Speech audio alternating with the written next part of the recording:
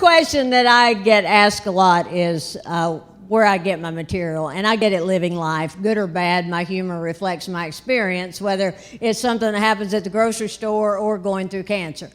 And, you know, I so appreciate the fact that you came out and you made an effort to have laughter in your life, because it is so important. When I was diagnosed, the first thing my doctor said to me is, I don't care who it is, get negative people out of your life so that you can heal. But, you know, I just went for a routine checkup, and the nurse practitioner was examining me, and we were laughing and joking about getting older, and all of a sudden she got to my abdomen, and all the blood drained out of her face, and she said, you have a huge mass. She said, didn't you feel that? I said, well, I knew it didn't matter what I did. I couldn't get rid of my stomach, but I thought it was just weight I'd gained from menopause. And she said, that's not fat, that's a mass. And I said, well, you better check back here, because I can't get rid of that either.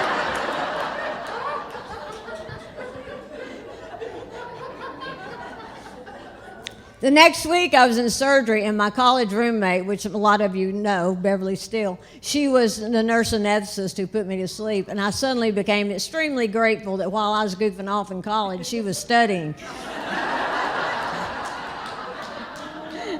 But it was great having her there, because she later gave me a play-by-play of how it all went down. Said the doctor had diagrammed me from breastbone to pelvic bone in a cross.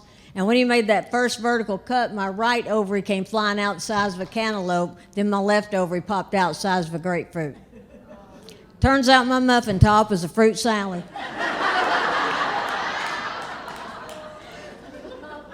And I travel all the time, which means I go through those x-ray machines at airport security a lot. Don't you think that at some point a TSA agent would have pulled me aside? I don't see a gun, but you're packing a fruit stand, lady.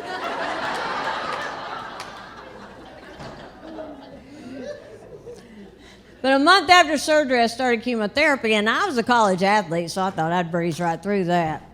That was the hardest thing I've ever been through, and I salute anyone who slayed that dragon.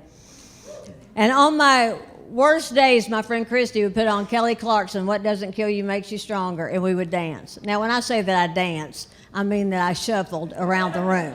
I certainly don't want to give the impression that I twerked my way through chemo. Or that I was hooked up to the IV going, watch me drip, watch me nay-nay, watch me drip, drip, watch me nay-nay. Did not have that in me. But cancer really has taught me so much, like never order a wig on the internet. I ordered the Jamie Lee Curtis Pixie, and what they sent me made me look like Joe Pesci from My Cousin Vinny.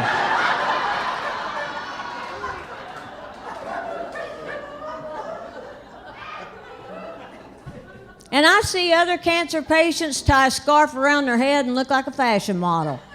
When I did it, people asked me to read their palms.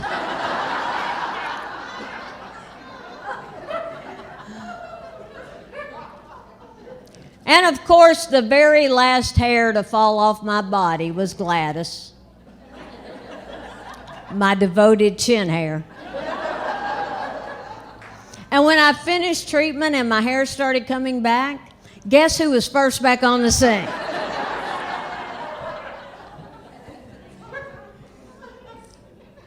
Cancer also taught me to live every day as if it's my last. Of course, that upsets my family, because every day I call them and say goodbye.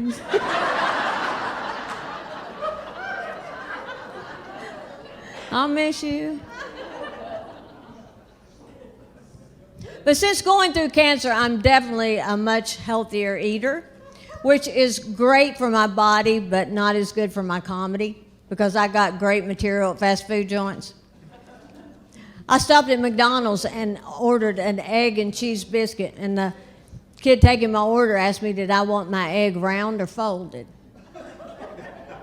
Well, I'd never been asked that before, but I considered my options, and I said, I'll go with round. He said, well, I only have folded.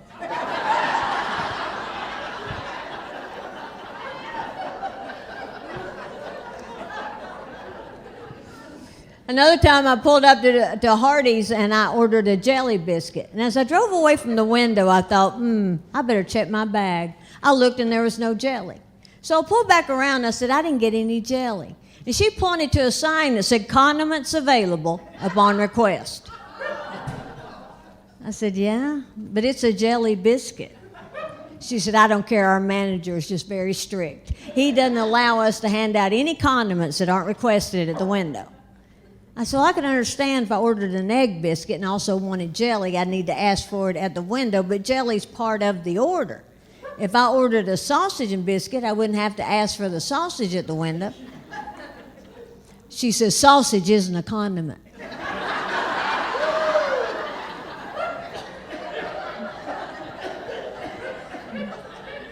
I said, well, by golly, you got me there. And what I hate most about that story is she thinks I'm the one who didn't get it. I feel certain that when I drove away, she said to her coworker, that lady thought sausage was a condiment.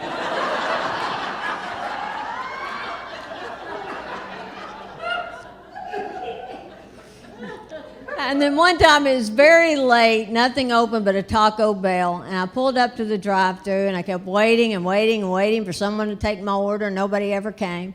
And finally I said, hello, and the girl goes, honey, you're going to have to hang on for a minute, so we're changing our drawers.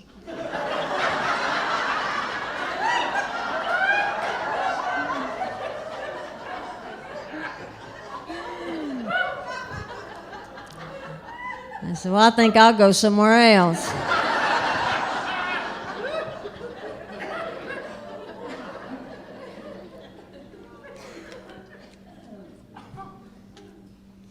But the thing that surprised me the most after going through cancer is I thought that I was on the other side of menopause, but removing my ovaries threw me right back in it, and I mean worse than ever. And you know, my favorite movie when I was growing up was The Wizard of Oz, but now that I've gotten older, it's come to have a much deeper meaning to me. When I was a kid and the Wicked Witch screamed, I'm melting, I thought she was dying. Now I know she was having a hot flash. She's going through menopause, that's why she's trying to kill everybody. I've seen the time when I wish I had me some flying monkeys, I tell you that right now. And I've decided there cannot be very many menopausal women in hell, because they wouldn't put up with it. They'd band together, overthrow the devil, and get the air turned on.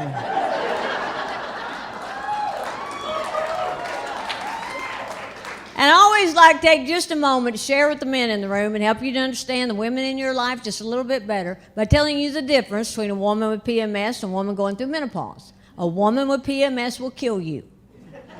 A woman going through menopause will force you to take your own life.